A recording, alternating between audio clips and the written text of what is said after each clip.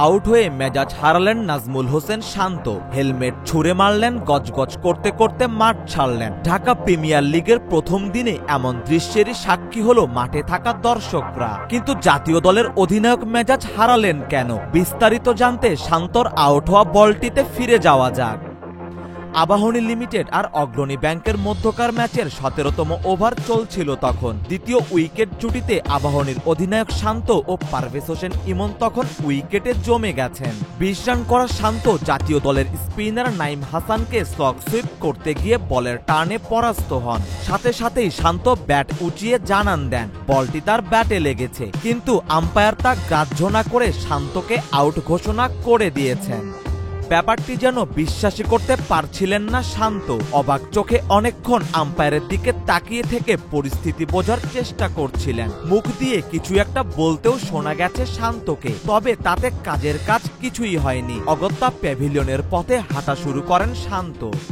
শান্তকে দেখে মনে হচ্ছিল তিনি যেন বুঝতে পারছেন না ঠিক কিভাবে রিয়্যাক্ট করবেন তিনি। মেজাজ কন্ট্রোল করেও রেখেছিলেন অনেকক্ষণ, তবে প্যাভিলিয়নের কাছে যেতেই আর তা ধরে রাখতে না পেরে হেলমেটটাই ছুঁড়ে মারেন শান্ত। তার আগে অবশ্য সতীর্থদেরও বলছিলেন তিনি বলটি তার ব্যাটেই লেগেছে।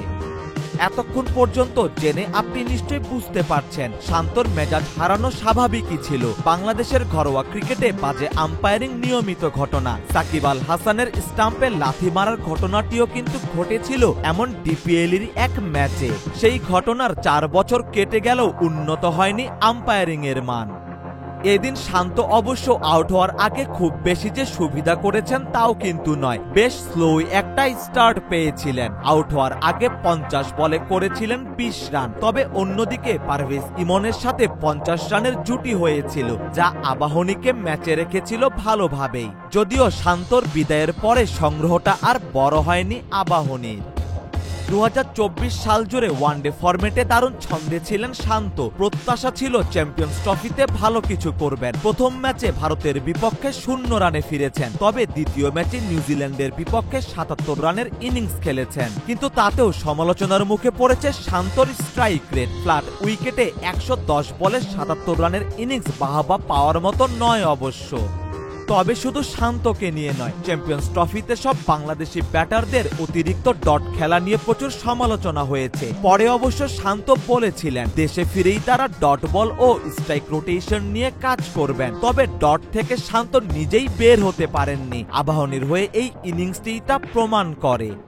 শান্ত হয়তো আজ পরে পুষিয়েও দিতেন, কিন্তু আম্পায়ারের কল্যাণে ইনিংস বড় না হওয়ায় নিজেকে দুর্ভাগা ভাবতেই পারেন শান্ত। অবশ্য এদেশের ঘরোয়া ক্রিকেটে এমন আম্পায়ারিং সাধারণ ঘটনা, তাই শান্তর উচিত হবে মেজাজ না হারিয়ে নিয়তি মেনে নিয়ে পরের ম্যাচের জন্য নিজেকে প্রস্তুত করা। সারোয়ার সেতু, জিডি স্পোর্টস।